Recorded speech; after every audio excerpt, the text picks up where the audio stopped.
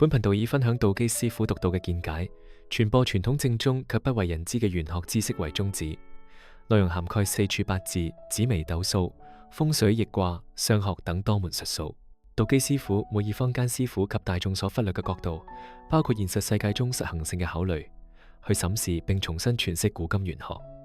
無論閣下是否擁有玄學知識，無論閣下正處於人生邊個階段，呢度唔單止能夠讓你識別江湖神棍與小人伎倆，更能夠讓你比別人企得更高，睇得更遠。相信玄學命理嘅，都幾乎相信姻緣可以透過命理預測嘅幫助去挑選最理想嘅伴侶。道基從事命理行業，雖然認同透過風水嘅幫助，姻緣的確可以喺某程度上刻意強求，但要是話到底，背後更多係緣分嘅安排。夾姻緣意思係命理師通過伴侶雙方嘅八字去計算二人適合對方嘅程度，預測兩者係咪適合同對方相處，甚至係咪有利或者有害於另一方。邊個唔想揾到同自己身體同心靈相通嘅另一半？受過感情傷害嘅都明白到感情唔會單純係感性嘅抉擇，壞男人或者壞女人從來都係最吸引嘅，但有誰希望碰上壞咗自己一生嘅男人或者女人？問題係何謂真係夾？最爛嘅通識係坊間慣常引用嘅本命生肖及太陽星座嘅特定規律與模式。星座非本文討論範圍，暫且略去。至於生肖，我略為講一講。坊間普遍以雙方生肖相沖者為不夾論，如鼠與馬、牛與羊、虎與猴、兔與雞、龍與狗、蛇與豬；以生肖相合為相夾論，如鼠與牛、虎與豬、兔與狗、龍與雞、蛇與猴、馬與羊。另外再加上嗰啲龍爭虎鬥、蛇鼠一窩之類嘅民間智慧，自行組配出姻緣相夾嘅常法。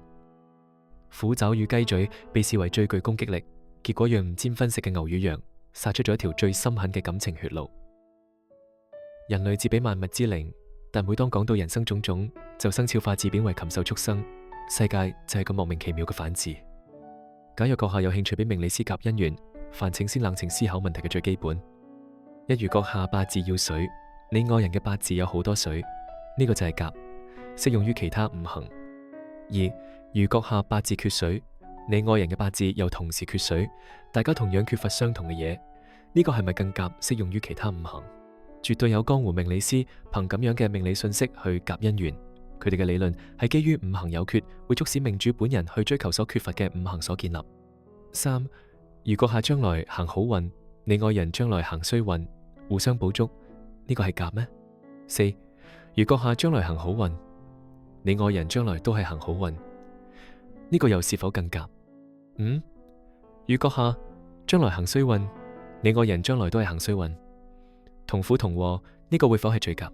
六如閣下個性好動，你愛人個性好靜，各有所好，呢能否夾？七如閣下個性好動，你愛人個性都係好動，呢個又係咪更夾？八如閣下嘅八字娶唔到好老婆，你愛人嘅八字嫁唔到好老公，係夾定係不夾？九如閣下嘅八字注定克妻，你愛人嘅八字亦注定克夫，可否揾個人俾你先，克咗先再夾？以上僅屬部分舉例，此類問題無疑可以無限引申，相信聰明嘅你會諗出更多想不明嘅地方。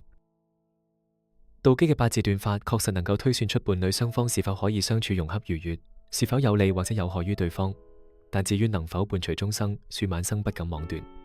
畢竟各人日後造化與心念嘅驅動，影響住雙方緣分嘅深淺。最後一句為此章作結：緣來自有因啊！如果你對頻道或者視頻內容有任何意見，歡迎留言話我知。謝謝收睇，祝各位身體健康，生活愉快。